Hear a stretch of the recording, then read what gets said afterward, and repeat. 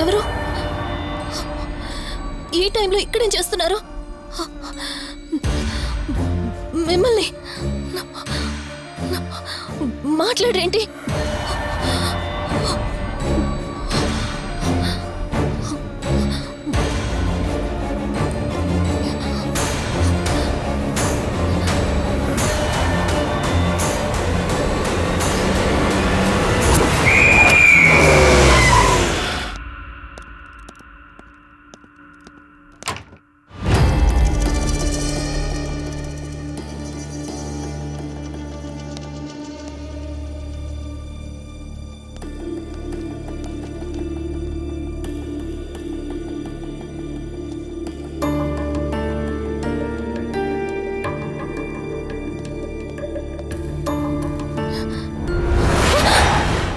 ఏయ్, నేను కార్తిక్ని.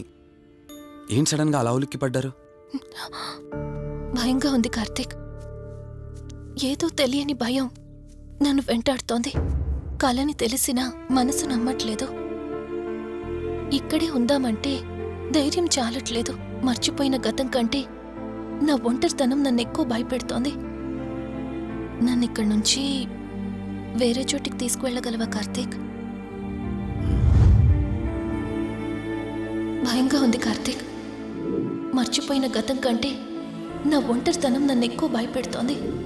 నన్ను ఇక్కడి నుంచి వేరే చోటికి తీసుకువెళ్ళగలవా కార్తీక్? రేయ్, నీకేమైనా పిచ్చా? ఆ అమ్మాయిని ఇంటికి తీసుకెళ్తానంటేవేంటి? ఆ అమ్మాయి ఎక్కడి నుంచి వచ్చిందో ఎవరో కూడా తెలీదు. రేయ్, తను ఎవరు ఏంటని కాదురా. నువ్వైతే డాక్టర్గా తనని ట్రీట్ చేసి డిశ్చార్జ్ చేస్తావు. ఆ తర్వాత తను ఎక్కడికి వెళ్తుంది? ఇప్పటికే పేపర్లో యాడ్ ఇచ్చి చాలా రోజులవుతోంది.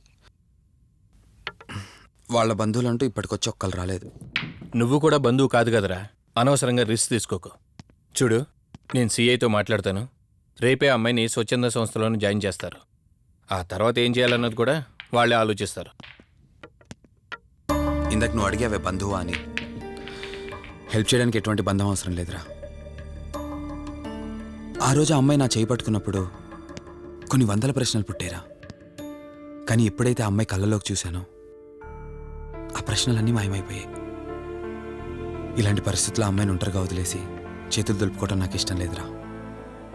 రే, ఫ్రెండ్గా చేయగలిగితే నాకు హెల్ప్ చేయి. ఆ సీఏతో మాట్లాడి ఎటువంటి ప్రాబ్లం రాకుండా చూసుకో.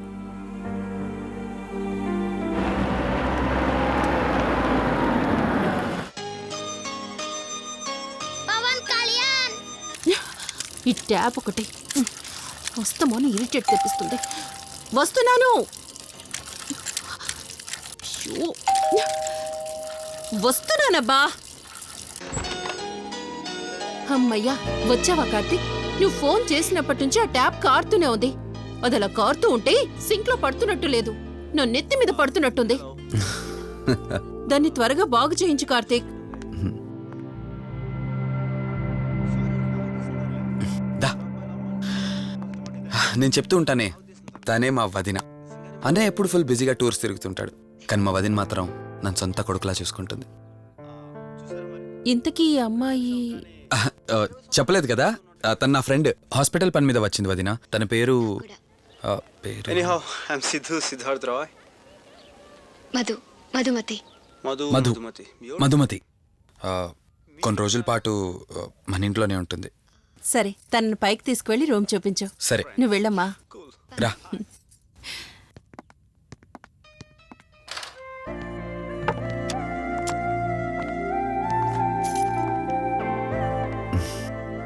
ఇదే నీ గది. ఎదురుకుండా ఉంది, అది నా బెడ్రూమ్. నీకు ఎటువంటి అవసరం వచ్చినా నన్ను అడగచ్చు. నీకు ఎటువంటి ఇబ్బంది ఉండదు. నాకు భయంగా ఉందని ఒక్క మాట చెప్పగానే ఏమీ ఆలోచించకుండా ఇంటికి తీసుకొచ్చారు. నా గురించి ఏమీ తెలియకుండానే ఇంతెందుకు చేస్తున్నారు? నాకు తెలిసిందల్లా ఒకటే, నేను చేస్తున్న పని నాకు కరెక్ట్ అనిపించింది, అందుకే చేస్తున్నాను. నేను కళ్ళు తెరిచిన తర్వాత చూసిన ప్రతి ఒక్కరూ మంచిగానే కనిపిస్తున్నారు. కానీ కార్తీక్ని చూసినప్పుడల్లా ఎన్నో సంవత్సరాల నుండి మా మధ్య అనుబంధం ఉన్నట్లు అనిపిస్తోంది. తన మాటలు వింటుంటే నాలో ఏదో తెలియని చిన్న ఆనందం కలుగుతోంది.